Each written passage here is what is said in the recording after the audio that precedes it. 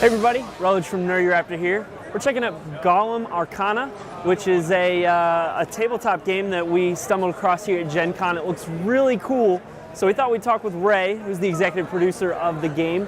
Ray, tell us a little bit about it. So Golem Arcana is a fully featured tactical miniatures board game, but the twist is it leverages a smart device, like a smartphone or tablet, to really take that game experience somewhere it's never been before. Yeah, so we saw everybody's kind of playing it. You got some tables set up. There's this little wand thing that looks like you play the game just like you would a normal tabletop game, but you leverage that accessory to also show it on the screen. That's exactly right. So I mentioned that we leverage the power of a smartphone or tablet. We use that technology. That technology basically allows us to do things that fall into two big buckets. The first big bucket is it makes the game super fast, super accessible, super easy to play. So the little wand that you're referring to, we call that the TDI stylus. And what you do is you use that to interact with all the game pieces. And you can do things like, if one of your figures wants to shoot at another figure, just touch your figure, just touch the figure you're shooting, and then that smart device is going to calculate all that stuff for you. It's going to do all that gamer math, figure out all the modifiers, calculate line of sight. You don't have to do any of that. So that's sort of the key to making the game super fast playing. There's no rule book at all in Golem Arcana. You just crack it out of the box, turn on the app. The app's going to tell you to put some pieces on the table, and it's just going to start explaining how to play to you as you go. We're huge fans of miniatures games, and we've got sort of a deep background there. You know, our co-founder Jordan Wiseman created BattleTech and a lot of those sort of classic games, and we love those games. But as we started playing Golem, we started to realize that, you know, an awful lot of time we spend playing those games is spent doing math, looking up rules, doing all that sort of stuff. Wow, this just kind of gets right to the fun, and we love it. So I mentioned there are two big buckets of things we do with the technology. Making the game simple to play is one, but the other is there's a whole bunch of things we can do because we've got this software running at the game table that just haven't been possible in a board game before. For instance, our scenario designers have the ability, they have this very robust toolkit they can use to embed secrets, surprises, hidden stuff, interesting little scripted events inside the scenarios that are unknown to any of the players when play begins. So I was playing a game the other day, for instance. Our two opposing forces entered the board. As we entered the board, a little pop-up came up that said, you know, there's this strange mist hanging over the battlefield, and you're not really sure what it was. It sounded kind of weird and ominous, but okay, we're going to keep playing. And as we marched toward each other, the first time one of the golems used a fire-based weapon, it set the mist on fire across the whole battlefield, damaging everyone, lighting all the forests on fire. And so we all had to adjust our strategies to that, and we were kind of freaked out by it. Later still, as we were playing, another golem entered a square in which he found there's this shattered magical artifact that all the mist was coming from, and the app gave him the choice. You can either scrape this artifact up and get rid of all the mist and put all the fires out, or leave it burning. It's up to you. And so net, what that really allows us to do is the app can act almost kind of like a game master in a role-playing game. So we have kind of that extra narrative level, that extra kind of grounding in our world that's happening on top of the tactical combat, and you know, and we think our players are going to be really, really excited about that, and that's what we're seeing here at the show. Another great example of that is our fantasy world. The setting of Golem Arcana, this fantasy world called Iretsu, is actually a living world, and the fate of it is entirely in the hands of the players. So every time you play a game, the results of that game are actually uploaded to our server. That's and awesome. We have some intelligence up there that's sort of charting the future of the fantasy world, which factions are rising and falling, what the major events are in the world, based entirely on the outcome of all these games that are being played. So every time we sit down to play, our particular battle might just be one of those critical, you know, those critical junctures that changes the course of the war for everyone. So you're basically creating a community. Now, you're going to have people playing. Do you guys have like forums where people can team up and say, hey, let's do this, or? Absolutely. So golemarcana.com, we'll have some pretty lively forums there. They'll go live this week.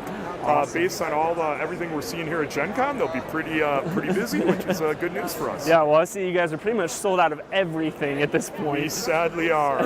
Well, not so sadly. But, yeah. Well, yeah, I don't think that would be a sad thing. At least yours didn't get stuck in customs like somebody that we interviewed. That would have been, no. that's no fun. Yeah, so you guys highly leverage technology, which is really cool. Yeah. Have you had any sort of backlash? I know that Fantasy Flight is trying to implement some things, and some people are unhappy about it. You know, there have been some earlier games that have kind of tried a little bit of this sort of hybrid thing. Some earlier hobby games. Then, of course, there's Skylanders, which is somewhat similar in some ways, but going in kind of a different direction.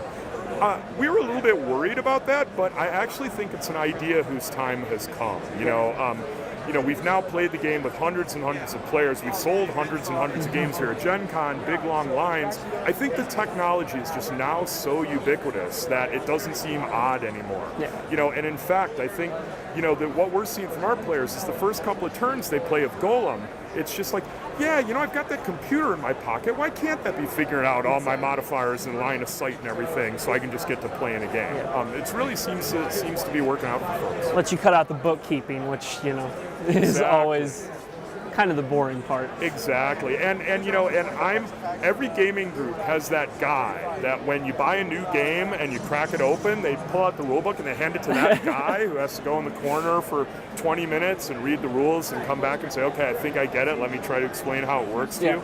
We get rid of that too, which is really great. It's really lets everybody jump in without one person having to be singled out, which is really awesome. Yep. Now your app, does it, I'm guessing it's probably free on the App Store? The app is free on the App Store. It's both in the iTunes Store and in the Google Play Store. Fantastic. We support obviously iOS and Android, phone and tablet. We'll soon have support for Windows PCs as well. Oh, that's great.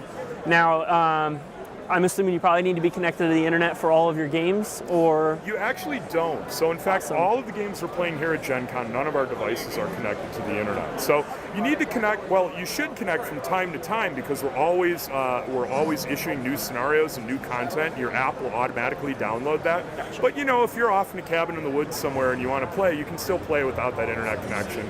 And then next time you connect up, it'll send those results back and all that other fun stuff I talked about earlier. For sure. Is the game multiplayer only, or is there any single-player interactions? So today it's 2 players only, or I should say 2 sides only. Like many games of its nature, you know, you can play as 2 teams or whatever. Features in development are both single player, so we are looking at releasing an AI that will be able to control a couple of the particular game pieces to let you play single player, and then also multiplayer, so up to 4 players, 4 separate sides playing at once. That'll be coming soon as well. Awesome. So, I mean, one of our design goals in creating Golem is to really try to tear down some of those barriers to entry in miniatures games of this type. So, for instance, our armies aren't as large as they are in some other games. You know, our sort of standard 500, what we call a 500-point army, often has just 3 or 4 golems and sort of the pilots who ride them and a few other things, just a few pieces on the board. A fairly large game of Golem Arcana might have 8, 10, 12 golems on a side. You know, lots of fun, lots of options there, but still relatively manageable compared to some of the other games that are out there. You know, we love those other games, and you know, we feel the pain of that sometimes, putting those big armies together. For sure. About how long does a typical game take? A typical game, and this is again one of those great things about the software. You can play a pretty deep game of Golem Arcana in about 25 minutes. Oh wow. So, you know, the software just speeds things along, things keep moving. Again, when you start to play, you start to realize just, you know, maybe the traditional games like Battletech that we created that might last 3-4 hours, you start to realize that there's actually probably only about a half hour of really playing in there and lots of time spent on looking up rules, bookkeeping, dealing with all that stuff. Gotcha, awesome. So obviously you're sold out here at Gen Con, so if you're at Gen Con, both happily out of luck. Yeah. Where can people find your games? So our game went on sale in retail stores in the hobby shop near you this previous Wednesday. So it should be at your local hobby shop. Perfect. If not, you can also go to golemarcana.com. Within about a week or so, we'll be opening up a storefront on the web there, and you can purchase it there. Fantastic.